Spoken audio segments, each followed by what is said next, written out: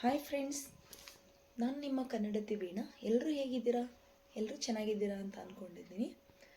ನಾನೊಂದು ತುಂಬ ಆರೋಗ್ಯವಾಗಿರುವಂತಹ carrot apple ಜ್ಯೂಸನ್ನು ಹೇಗೆ ಮಾಡೋದು ಅಂತ ಹೇಳ್ಕೊಡ್ತೀನಿ.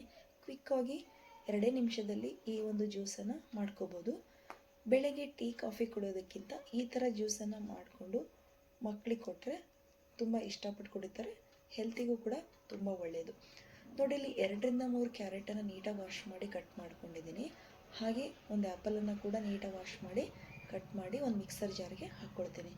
ರುಚಿಗೆ 1 ಚಮಚದಷ್ಟು ನಾನು ಪುಡಿ ಜೋನಿ ಬೆಲ್ಲವನ್ನು ಸೇರಿಸ್ಕೊಳ್ತಾ ಇದ್ದೀನಿ.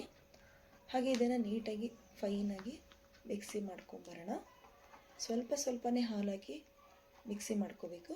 ಅದಾದಮೇಲೆ ಸುಮಾರು 1-1.5 ಗ್ಲಾಸಷ್ಟು ಹಾಲನ್ನು ಹಾಕಿ ಮತ್ತೆ ಮಿಕ್ಸಿ ಮಾಡಿಕೊಂಡ್ರೆ ಜ್ಯೂಸು ಕ್ವಿಕ್ ಅಂತ ರೆಡಿಯಾಗಿಬಿಡುತ್ತೆ. ಮಕ್ಕಳಿಗೆ ಹಾಗೆ ಕ್ಯಾರೆಟ್ ಕೊಟ್ಟರೆ ತಿನ್ನೋದಿಲ್ಲ. ಸೊ ಹಾಗಾಗಿ ಇದನ್ನು ಜ್ಯೂಸ್ ಮಾಡಿಕೊಟ್ರೆ ತುಂಬ ಇಷ್ಟಪಟ್ಟು ಕುಡಿತಾರೆ. ಬೆಳಗ್ಗೆ ಅಥವಾ ಈವ್ನಿಂಗ್ ಸ್ಕೂಲಿಂದ ಬಂದಾಗ ಈ ಥರ ಜ್ಯೂಸ್ ಮಾಡಿಕೊಟ್ರೆ ಅವರು ಇಷ್ಟಪಟ್ಟು ಕುಡಿತಾರೆ.